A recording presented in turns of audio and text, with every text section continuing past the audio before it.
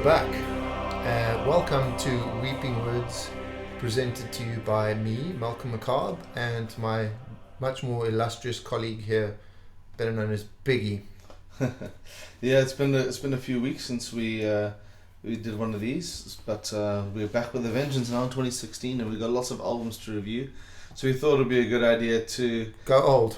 go old first. Yeah, to celebrate something from a couple of years back. We said we wanted to do some new and old albums throughout this series of reviews, and we did two of the best of last year. So I decided why not let's go back with one of my all-time favorites. And what Biggie decided was to challenge my reviewing capabilities by introducing me. Finally, someone got it right, to the band Virgin Black. Yeah, Virgin Black are without a doubt one of my favourite bands, if not my favourite band of all time. So I'm going to be slightly biased when it comes to Don't worry, review. I'll be the counterweight to that bias. So I guess I'll start off with just a little bit of a history, because for some crazy reason those out there that listen to Doom don't really generally know a lot about Virgin Black, at least from my experience. Well, there you have it. People have been trying to get me to listen to them all my life.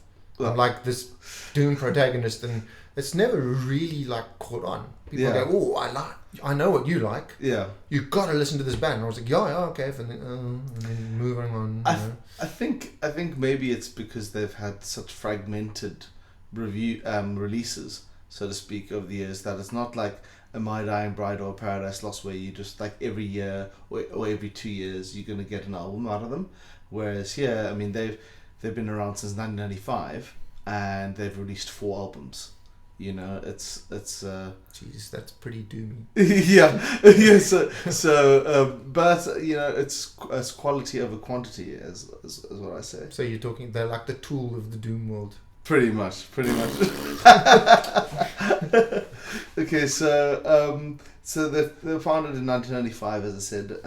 They're from Australia, and the 2 founding members are Samantha Scarb and Rowan London. Samantha is the guitarist and Rowan's the keyboardist and vocalist. They've had various other members on drums and bass and things over the years, but they're the 2 staples throughout the entire lineup.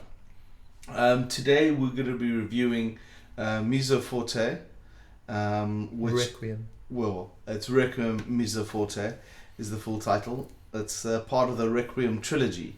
It's actually the second album within that trilogy, even though it was the first to be released. Good God, it doesn't get more doomy than that. The Requiem trilogy. Yeah, really vulnerary, isn't it? Yeah, exactly.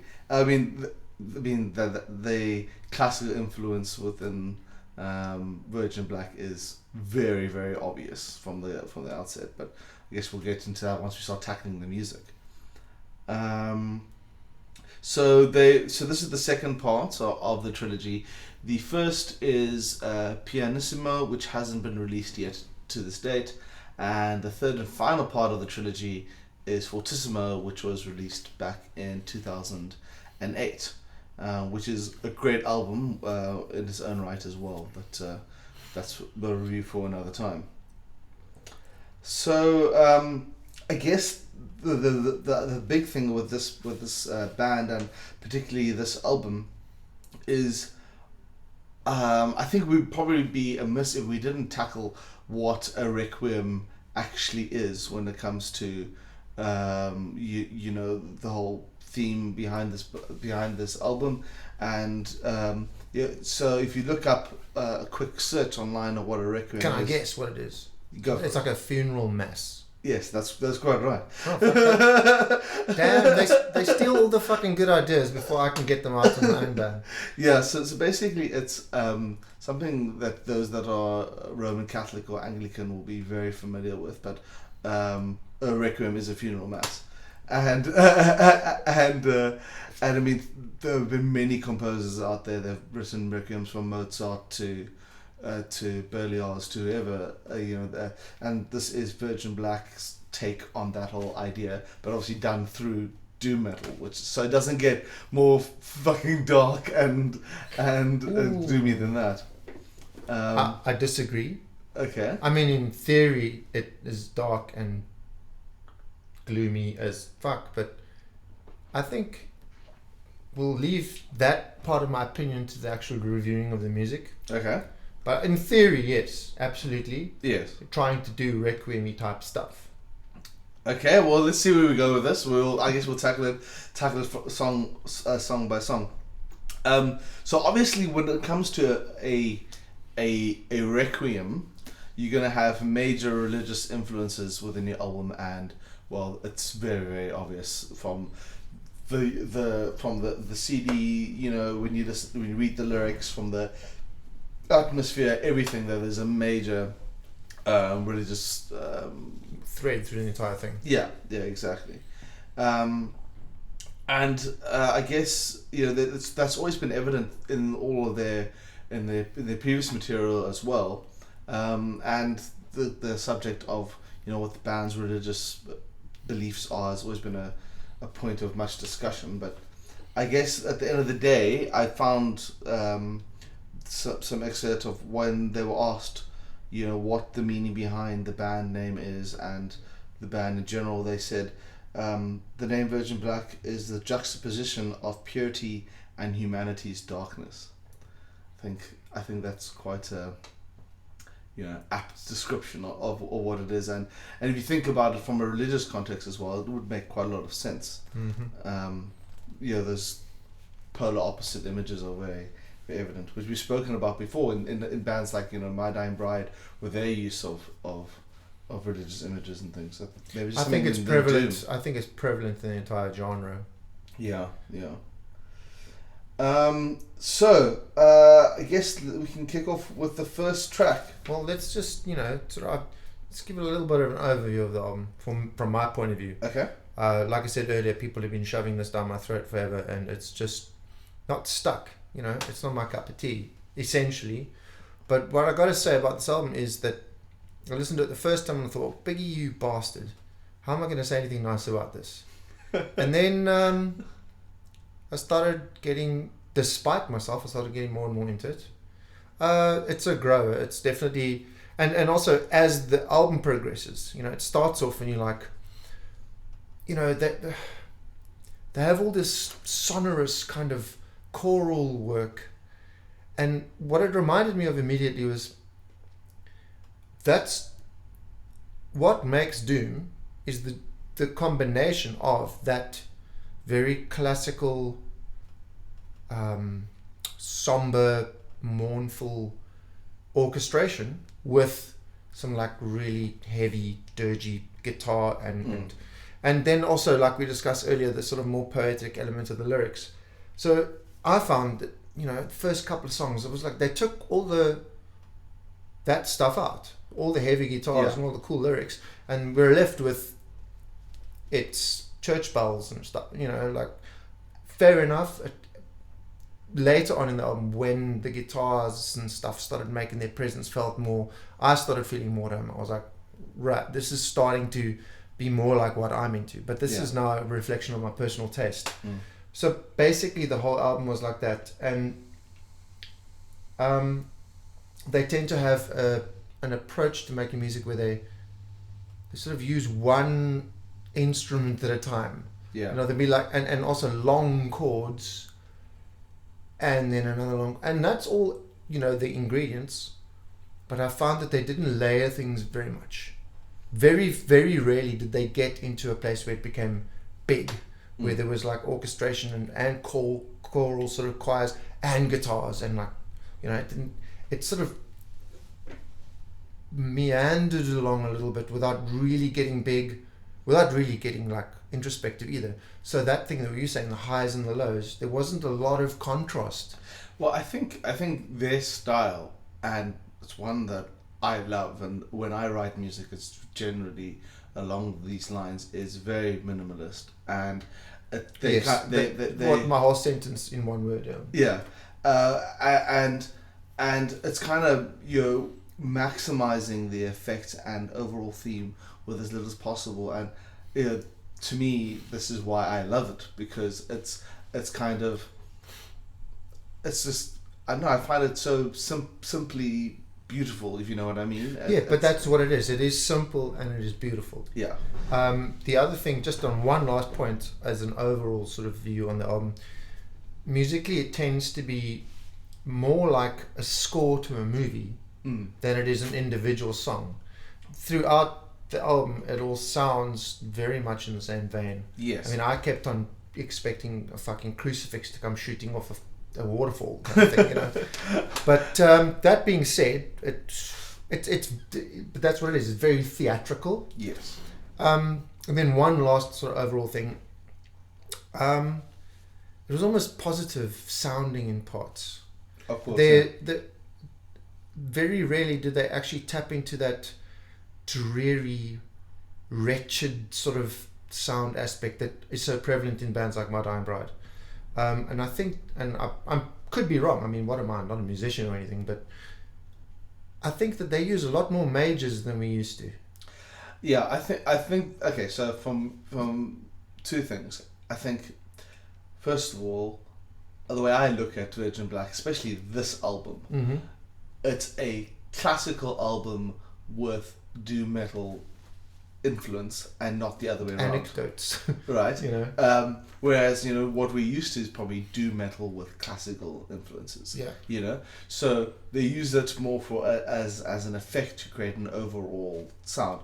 And that overall sound and image, as you're saying, is one grand thing. It's basically one long story, and I guess that's why it's part of a trilogy. It's all the journey of a soul, so to speak. And I think in this album, it's like it's one work that they've chopped up into songs no, exactly. Or parts. The way I've always looked at the image behind this album is that this section of this grander picture they're talking about is the physical mass. It's one event. It's one almost like you're seeing things through the eyes of somebody who suffered the loss of somebody, and they're sitting there in this church or cathedral, whatever it may be, and it does summon up that image very strongly, doesn't it? Yeah, and they are witnessing the soul of their departed either ascend or descend, however you want to look at it, and also just describing their overall feelings. And I think with that in mind, the use of majors, obviously, you know, it is there, because you kind of do want to get that idea that there's this hope every now and then, because when you experience that, there's another word I have in my notes actually. There seems to be a sort of element of hope throughout this whole thing. Yeah, but also exceptional loss and uncertainty, and I think that's very prevalent because. Just again, I guess I'm going to come to this at the end where I talk about the end of the album. It kind of feels unanswered or questioned. You're not sure. It's kind of short. Yeah, it just ends abruptly and you go, what the fuck? Yeah, and that's the kind of feeling, because what happens with death is it happens short and sweet, and you're not too sure which way to go. The song is called Rest Eternal, and it's just this little surprise bookmark. Well, like what now? Well. I think. Well, no, it's like to be prevalent. Continued. Yes, very much so. And the fact that the two albums were released very, very, very shortly after each other. They could have just been a double album, really. It could have been a double album, yeah. But I think they obviously, for whatever reasons, decided to put them separately. And the very opening riff of not opening stanza. Yeah, well, very opening sections of the first album play with the same melodies that the album ended on. So it's very much a... Melody is a strong word, eh? Why when we're talking about this album, because there's not a lot of actual melody in this album, strangely. They made the whole album virtually without... I mean, unless you can't like achingly long passages as melodies. There's just like nothing within a bar that goes like this, up and down in actual melody. Well, there's very little. There are very little, but yeah, well, I think we're getting into the why don't we get into the first song? Yeah, let's get into the first song. Okay, we've already covered the fact that it does it is entirely without any sort of guitars. Yes. It's very, very Catholic massy. It's beautiful, but it has this sort of promise as an intro. Yeah. I find particularly the female choral work is absolutely stunning on this. Mm-hmm. But the first listen, a couple of times I was like, when's the guitar coming? When's the guitar? Yeah. I thought the orchestration was brilliant throughout the whole thing. It was just minus any form of metal whatsoever, and that's fine. I think, and then, it perfectly suited the title. Yeah. Requiem, boom, there you have it. Yeah, and I mean, for me, the first 4 minutes, I can say unashamedly of the song, I remember distinctly the first time I heard it, I had goosebumps all over myself and I had tears in my eyes. It was just such an impactful start for me, and I think when and the vocalist who should get obvious mention is Susan Johnson. She's the mezzo soprano. The female vocalist that you hear at the beginning, but she's not a full-time member of the band. She's a guest vocalist. But when her voice comes in and there's just the solo cello work going on in the background, and then Rowan comes in with his amazing voice, and it just what is that? I thought it was just absolutely What's perfect. his name? Rowan. Singy bloke. Yeah, the male vocalist. Oh. Don't you like it? Dude, that's the one thing at the end of this that I'm going to say. I love the album, and there were the really the female choral parts, the actual choral parts, some fantastic choruses even, and the deathy growly stuff much more in line with my taste. The one thing that ruined this for me was when he sang normally. I wanted to actually claw my throat out via my ears. I could not disagree more. I'm sure. But I'm telling you, I hate that sonorous kind of singing. But it's not Candlemass epic vocals. I know. But it's so close. It's for not me, close for at me. all. It's just male clean singing. I mean, no, it's very Candlemassy for me. What? I don't understand that. Like, Candlemass is epic, operatic, over the top. This is very operatic male vocal. It is. It just stuck out. I wouldn't have had it there. I would have had something else. What you would have had? I would have had Aaron Stainthorpe. Oh no, but you can't have Aaron Stainthorpe in every. I know. Let's just agree to disagree.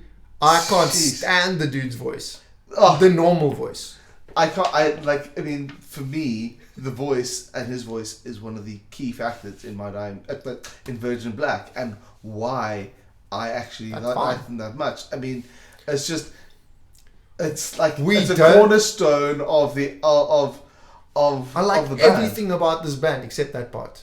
Sure. Which is probably why we've been into this kind of music for so many years, and I just have pretty much ignored them up till now. I mean, how can you have Aaron style vocals? Because let's be serious, for 90% of the stuff you couldn't have growls, right? So where he sings, so how could you have that soft spoken style within that classical frame? I would try. Look, I'm not saying it doesn't fit the music. Yeah. I'm saying I don't like it. There's a big difference. It comes down purely to taste. Sure. Well, I think we're going to have to agree to disagree. But that's exceptionally hard on. But that's fine. I mean, can you imagine we both sat here tugging at each other, going, oh, "That's alright, that's alright, that's alright." You know, we could call it Dutch rudder instead of weeping words. Fair enough. You know. Speaking of words, the lyrics within this album as well are just exceptional. I mean, there's this natural flow to it that sort of really complemented, what they were trying to create or sound like with the music. I think maybe just this one section, if I can read it out, the first part, if I'm going to try and do the lyrics justice, just sort of sums up how beautiful and how dark it is. So it starts off with, "The hour of parting is at hand. Sorrow ever waits on joy, and has rendered me to pieces. Drink me deep, O death, devour. Cover me with darkness, paint me like death. I drown in remembrance." Nifty.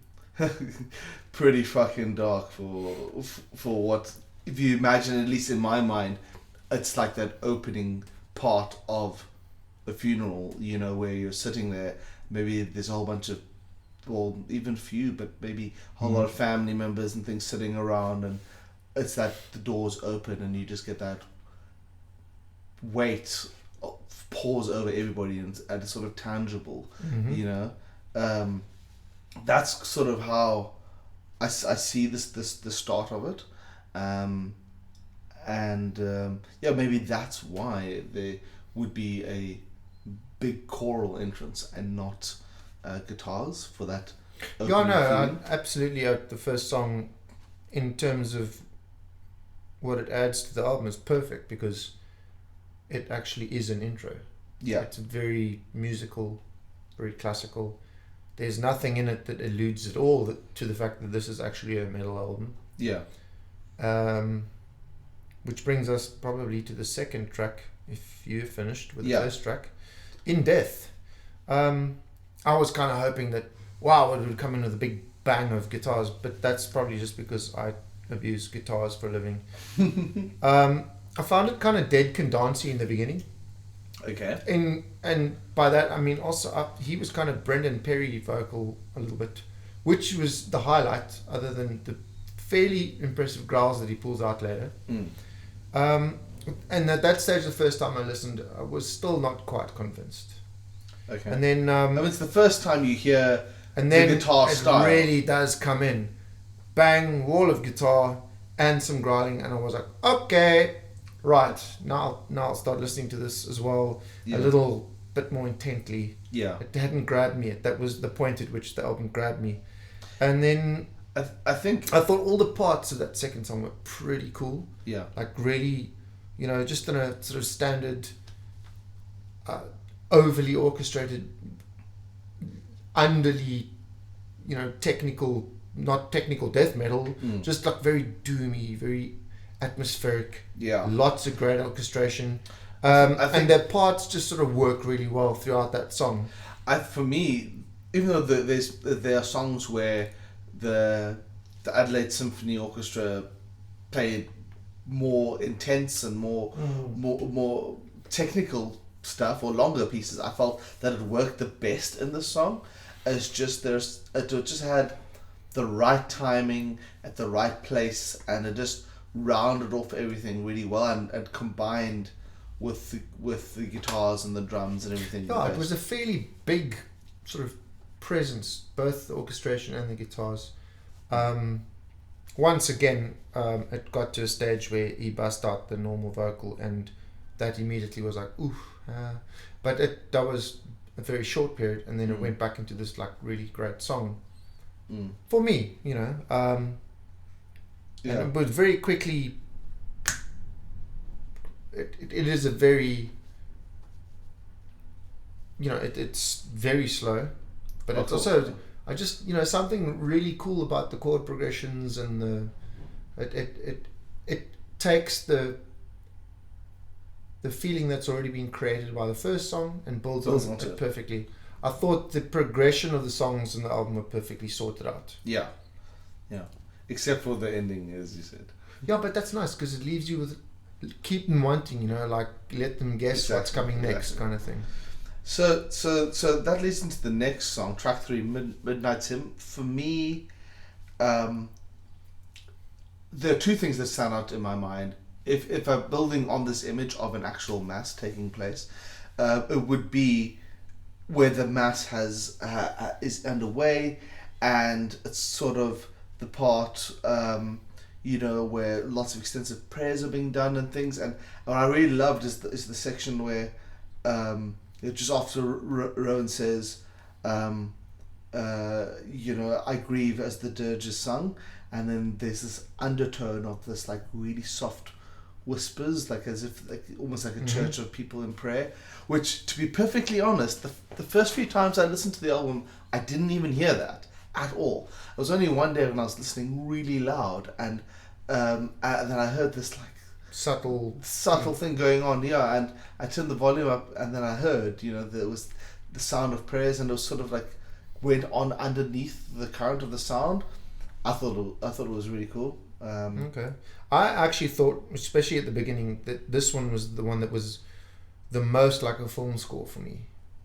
Definitely. It was very scory, you know. Definitely. And what I thought would possibly more so than any of the other songs, they used that sort of medieval chant a lot in the song, and that was like super groovy. That made this a good song for me. I know, I mean, I'm probably a little irreverent, but up to this point, I kept on getting that image of that Monty Python skit in my head from, was it Holy Grail, where the monks are sort of walking, Bring out your dead, and then they're going, and then bashing themselves on the head of the plank. And this is the first time I found that I was taking it more seriously. Less Monty Python, more Gregorian, groovy, cool kind of thing. Yeah. And it was fucking fantastic. And then we got past Singy Bloke for a little bit, and then the big guitars really kicked in. They really kick in, and it was just really solid. And then I was like, right, I like this music. Now we can listen to the rest of the album without being such a dick. Yeah, I mean, I think this one, the biggest thing about this track to me is that it solidified the image that was being painted. I think that's exactly what you're saying. Yeah. And it's kind of good and solid in my notes. and you know, objective number one for anybody that ever recommends a band to me or an album to me is that that has got to have the album has got to have a solid image, trying to present a story or a message or something which is unified, and you know, when a band does that for me, it's got me like, you know, by the balls, and I'm like, I'm giving it a 100% attention. And this is for me as well the point in the album where that image was completely finalized, and I knew that. So we're actually on the same page. This is quite surprising. Yeah. But I mean, you know, I loved the stuff before, but I mean that, as I said, was the situation. Okay, so the next one is track 4, and I Am Suffering. I thought this started off gloriously. Oh, that low guitar. Fuck, man, that guitar tone just made me... That was just the shit. It was, but what made the guitar so great, it was big, but the orchestration behind it was fantastic. Yeah. Also, just big. I don't know how to explain it otherwise. It was majestic. Yeah, it came at you out of nowhere. It was like boom, and then it settled into a fairly typical song structure for the album, where they swap between the very sonorous sort of female choral and singy bloke, and I was getting used to it by then. But I thought in this one they moved a little away from that scorey sound. Yeah, I think I think at least in my interpretation of what's going on, once again in the story of this mass, I think things are picking up, and you're starting to get that sense that it's building. There's a bit of momentum in this. That there's something like almost as if the emotions of the person are getting more and more overwhelmed, and it's descending further into this sort of darkness, sort of. But there's a definite progression even musically. This is the first time when they bring in lead guitar. Yeah. Slow melody. It was the first time they introduced that into the sonic mix of the album. So there's certainly a progression. And this is exceptionally haunting and got this eerie, slightly sort of weird sort of feeling of uneasiness to it. You know, I totally disagree, but are probably on a slightly different note. And this is the last opportunity I'm going to take to be a dick about this album. Whilst I thought the melody or the more melodic single string guitar work on this song when it was introduced, it was written well. It added to the atmosphere. It added a new dynamic to the sound. But I found, and it could be because of just the time it was recorded. I mean, you don't want to go and listen to old Nuclear Blast stuff or whatever. But I found that the guitar tone there was a little lacking. It was reedy. And I think because they needed to create such long sustain with those single notes, that they completely overcompensated, overused basically as much in the effect side of stuff, and they detracted from a nice round guitar tone, which I thought would have suited this better. I think I kind of like the rawness of it. No, but no, not raw, over processed.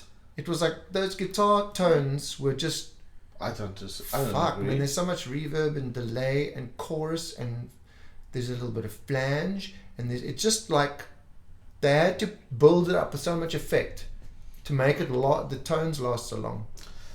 I don't know, hey? But like I said, last chance to be a dick, and I abuse the guitar. You know, that's what I do. So, in terms of musicianship, this is my contribution. Because guitarists from Cape Town can't actually play. All they can do is piss on other people's guitar tone. So, with the exception of a few obvious, geniuses, but are you including yourself in no, that? no. With the exception, yeah, okay. There's a couple of guys that are really great, but the rest of us, we can only get by dissing other people. But in all honesty, I thought the sound could be a little less processed. Okay. But that being said, the writing, fantastic.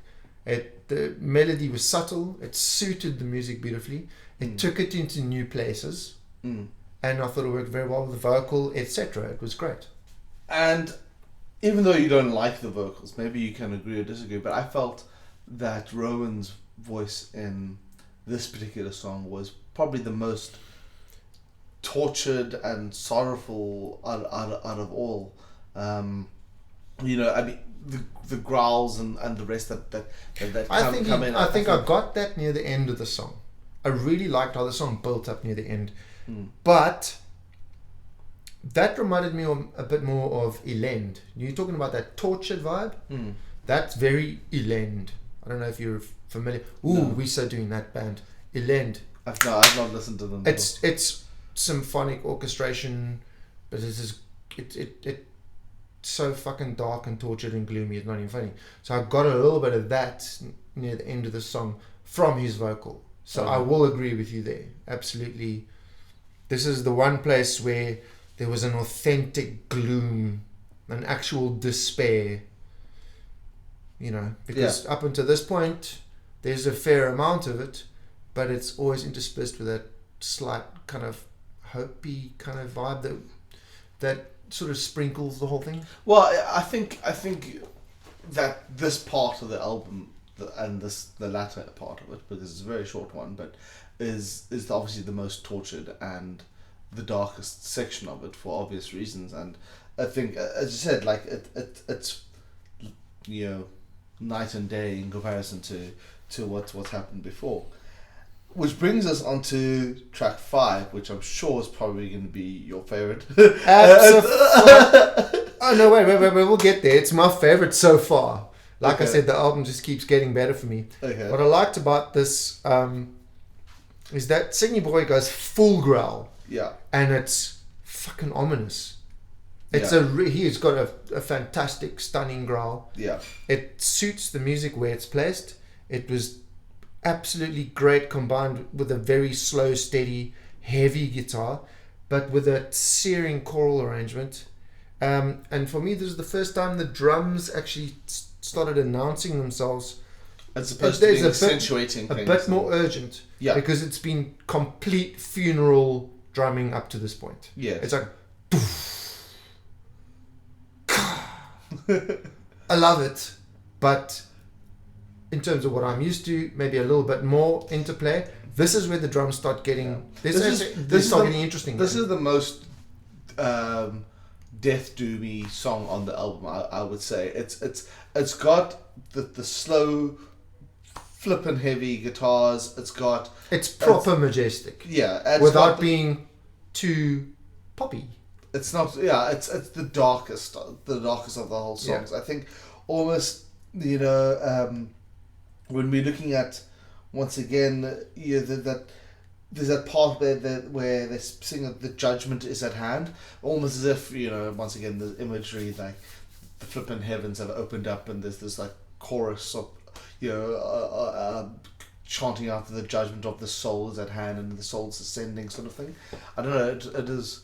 I got that. It's kind of like, for me, this it's not light and dark like you have verses and choruses. The whole thing for me was just something I can get my teeth into. It was big and beautiful, and it just more sort of meat to it. Yeah, no, definitely. Which is probably why you thought I'd like it. Yeah, well, to be honest, it's my favorite song of the album as well. Absolutely with you. However, I'm going to tell you now, I like Requiem Mezzo better. Really? Yes. I was not actually expecting that at all. Do you know why? Why? It was the first time I felt that there was actual, genuine sadness permeating throughout the whole thing. And for me, that's what encapsulates this genre for me. Wow. Okay. I wasn't expecting that. I mean, I thought. I mean, it's a very, very, very, very sad song. Obviously. Yeah. Look, I don't have to have the bombast to be happy. For me, this was the best song on the album, and despite the anemic guitar sound of the lead melody lines, it was just beautifully, achingly, sadly fucking great. Yeah, I think it's got the best balance between that funeral doom and a romantic sound. Well, that's probably why I liked it so much. And it kind of, I don't know, it gives you this. Once again, the imagery thing. I almost would say that it kind of, in my mind, it's like the last goodbye, almost. Of this soul, so to speak, and it's kind of saying, but there's something more as well to come. That we aren't, but we're just uncertain, and which is kind of. I like that the aspect of there being a question, an open-ended kind of thing around the question of eternity. Yeah. And that sort of thing. And that might be what you're talking about here. Yeah, that's the feeling that I got with the end of the song, and I think obviously that leading into that final piece, the outro, was very much a this is the journey that we've made. This is the visible journey. It's now ended for a while, but there could be a possibility of something afterwards. All this is uncertainty, and you left questioned with the album. What's gonna happen next. And no, that happened in the next song for me. Yeah, that's how I went into the we're going into the last one. Yeah, because it kind of links the two. Yeah. Very much linked together. But it is exactly what it is. It's an outro, and in the same way that the first song's an intro. Yeah, and when you listen to and also very much read the next album, which is the closing off of the trilogy. See, I wanted to save that for later. It's quite interesting, yeah. I actually wanted to treat this as a work unto itself. Because I'm aware that it's part of a bigger picture, but it's too easy then to compare things that the people that are listening to us now, otherwise you got to review the whole trilogy as one thing. Of course. I wanted to only listen to this, review it as a piece of work unto itself. That's why I got that whole to be continued vibe of this last song. Yeah, no, same. I mean, when I listened to it, but I'm intrigued now. I really want to go and get my teeth into the next one. No, it's a must, and anybody out there that's listening to this and has since gone off and listened to Mezzo Forte, you must. Anyone listening right now really need a beer? We've been talking for a long time and I haven't had one. The beer suddenly magically appears, then I'm gonna be kind of worried. But yeah, I mean, we don't have to get into the next album, sorry, but it does have that feeling of to be continued. But I like that, and when it came out, the next album, Fortissimo, wasn't out yet, and I felt that feeling, and I liked it even more. I was just like excited waiting for the next release, you know, and I'm often excited waiting for my next release as well. I haven't had another beer, people. Come on. Yeah, fair enough. We're losing focus. So this part of Malcolm comes out then. Dude. This part of Malcolm comes out. All right. So overall, Malcolm, what are you going to give this album out of 10? I mean, for me, without a doubt, this is going to be your 10. This is my 10 out of 10. Okay, no, that's 100%. I'll tell you what. This is not an album that I've grown up with. This isn't, this is your, like, Turn Loose the Swans or whatever. Yeah. For me, I have the luxury of judging this purely on a sort of musical level and then creating an emotional level. And I have the added luxury of complete, unbiased, whatever. Don't like the guy's singing voice. I don't like how it's used, but that for me isn't enough to sort of diss the whole album. I think if you look at it in the parts that make it up, it is a masterfully put together piece of work. I think musically it's particularly the orchestration is fucking unbelievable.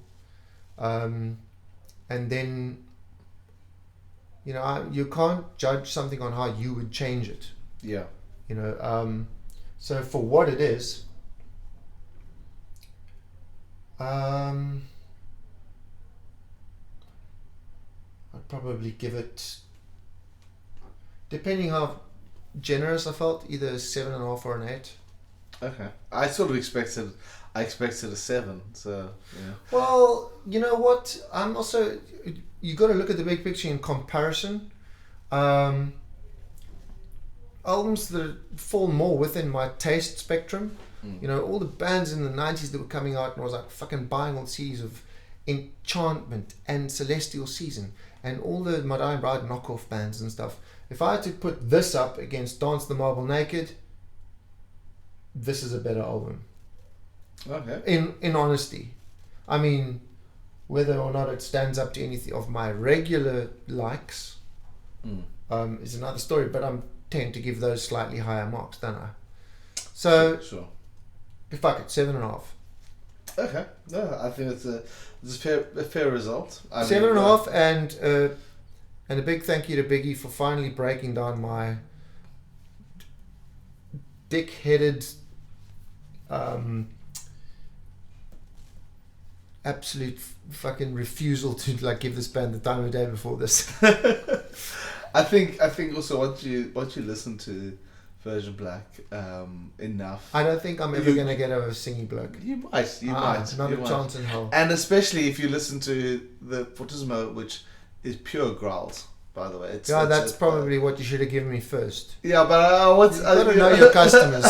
I know my customers, but I think I would have probably been a lot more accepting of this if I'd listen to that one. Because the thing is that it is like that. No matter what anyone says, you start liking a band and a style and an album, and you sort of get really into it, and you follow and you buy, and then sometimes they get away with a lot more, I think, because of your personal investment in them. But I mean, I think it's, I don't know, I appreciate it when bands try and do things different. This is different. And for me, what drew me into them was his clean vocals, and then the fact when he started doing more and more growls throughout, I was like, wow, he can do that too, and he's fucking amazing at that as well. So yeah, I think you got some Man Crush Mondays brought to you by so you're gonna have some very, very enjoyable listening. I probably will. I'm looking forward to it. Yeah. All right, I think that brings us to a close for Weeping Words 4 finito. Yeah. Can you imagine? We pulled another one out of our butts. Yeah. So I hope you guys enjoyed it, and if take any recommendation from us, go out there, support Virgin Black, and take any recommendation from us with a pinch of salt. Also remember that support the artist, order the CD. That's very true. It's Very the true. shiny round things that you find in taxis hanging from the rearview mirror. Although I'd be very surprised to see a Virgin Black CD hanging out of a taxi. Yeah, I'm also very surprised when I see a labourer walking around in a Bathory t-shirt, you know. Yeah. Fair enough. Anyway, I thought that was very enjoyable, and I hope you enjoyed it as much as we did. And that's us signing off for Weeping Words, Volume 4. Cheers. Bye.